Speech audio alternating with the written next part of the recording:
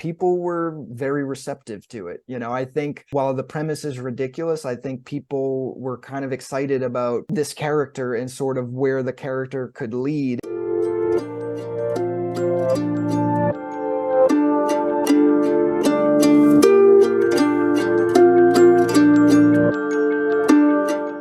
Hey everyone, it's David Stark from Watch Your Pass. Today I'm joined by Matthew Goodhue, the director of Slotherhouse, which is coming to theaters for one night only on August 30th, 2023. I'm going to talk to him right now. And while you're watching, if you can like and subscribe to this channel, that would be fantastic. Also, a lot. Thank you. Thanks so much for joining me. Today I've got Matthew Goodhue, the director of Slotherhouse, which is releasing in theaters for one day only on August 30th, 2023. After that, I imagine it'll probably come to digital and on demand. It is a ridiculous, over-the-top indie comedy horror film that has some really great cast members, some ridiculous energy overall, and some twists along the way. I'm really excited to talk about it. So thanks so much for joining me.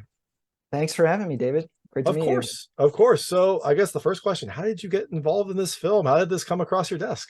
Yeah, so a producer I worked with on my first film was sent this project, and he called me right away and was like, hey, I've got a movie about a killer sloth. Like, could you guess what the title is?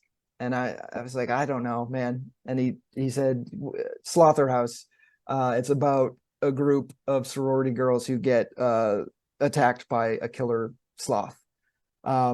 It certainly wasn't the type of movie I ever thought I would make, I would think to make. I write as well, and I definitely wasn't sitting down getting ready to write my next sloth movie.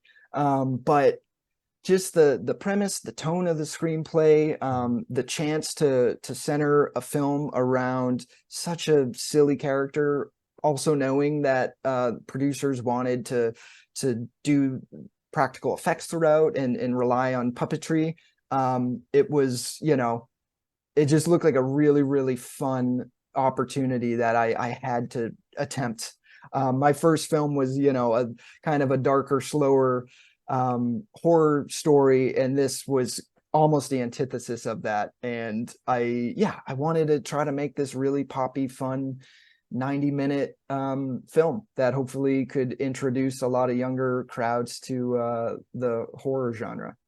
That does sound like a nice palate cleanser from a dark, serious movie. So I think you got that right. And I also movies in general, there's a lot of, and those movies are important. This movie's about grief and trauma and carrying that over time. Like, that stuff's important, but upon reading the script, it was just like very refreshing, and it was exciting to read something that I had not seen before.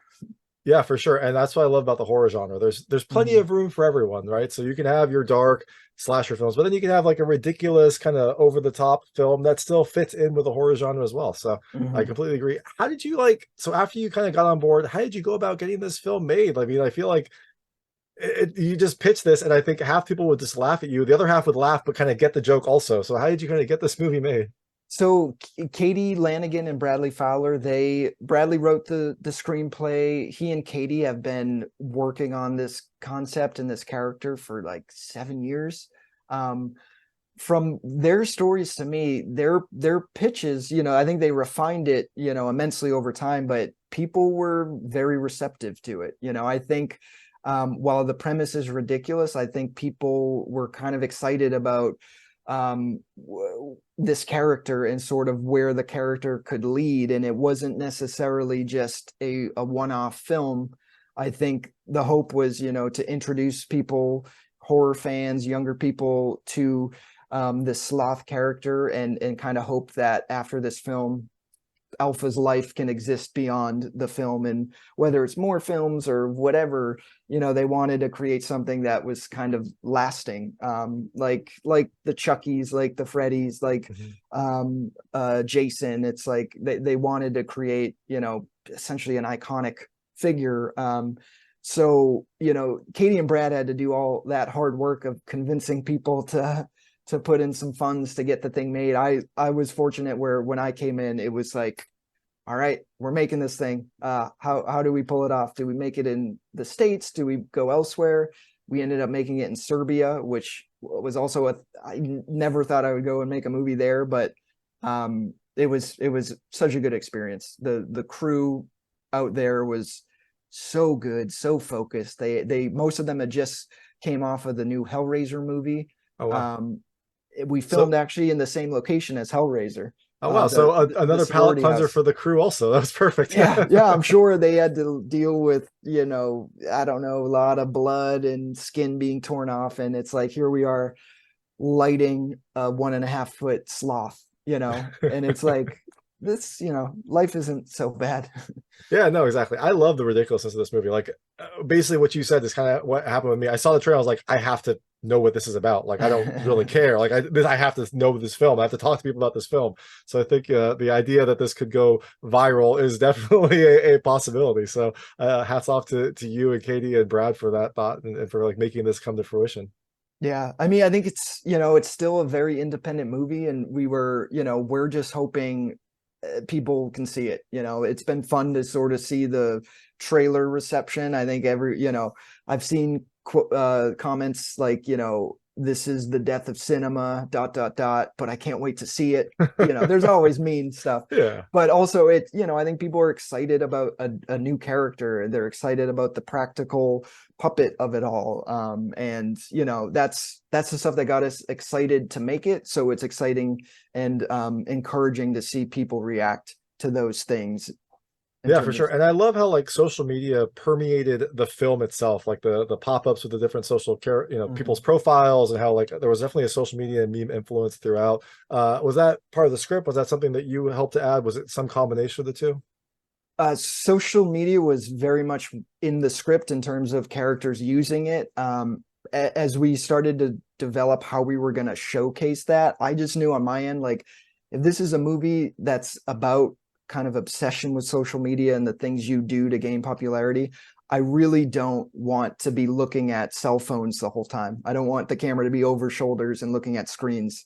I want to incorporate the social media within the real world, because it's a distraction. It's like it might as well be next to you, as a physical thing, because it's like encroaching on your real life relationships and the places you're in and the people you're around. So we looked at a couple movies that used that well. Tragedy Girls was one I really liked.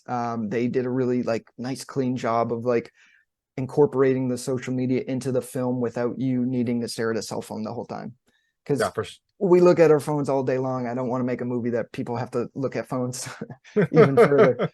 Exactly. No, I definitely think that was the right way. I love how it kind of had those overlays. So I know we have limited time. Just one quick follow-up question. This movie is about a killer pet. What is the strangest pet that you've ever had? Yeah, I grew up with 3 brothers, so 4 boys. My parents were like, no animals. You guys are not going to take care of them. Which made me sad. I always wanted a dog. But I did have cousins who had they had like a couple like really big rabbits. Nice. It might be my imagination, because I met them when I was younger, but they were like really big, like kind of strange, like almost frighteningly big. And I don't know, being from a family that we didn't have any pets, seeing a rabbit in a house was kind of confusing to me. I didn't know anybody that had a rabbit. That makes sense. And I assume those rabbits didn't kill anyone, but I guess I can't. I'm Not not sure. not that I'm aware of. I don't know how they got so big. But yeah, I believe the family is still intact. So, Well, at least the cousins that no, remain. I mean, you had a yes, couple yeah, cousins that you don't really talk to, yeah, and but they seem to have gone away. people drift apart over time. Well, awesome. I can't wait to see a story about killer rabbits. But first, you can check out Slotherhouse. It features a cute little sloth that might be dangerous. You have to find out. It comes to theaters for one night only on August 30th, 2023. This is director Matthew Goodhue. Thank you so much for your time. Thanks so much, David. So nice to meet you. Awesome. Thank you so much. Pleasure to meet you too. That was Matthew Goodhue, the director of Slotherhouse, which is coming to theaters for one night only on August 30th, 2023. It is a ridiculous indie horror comedy creature feature that has just this wonderful energy, an interesting cast of characters, and some crazy twists along the way. If you like this interview, please like and subscribe to this channel. It helps me out a lot. Make sure all my new content goes straight to you. Thank you.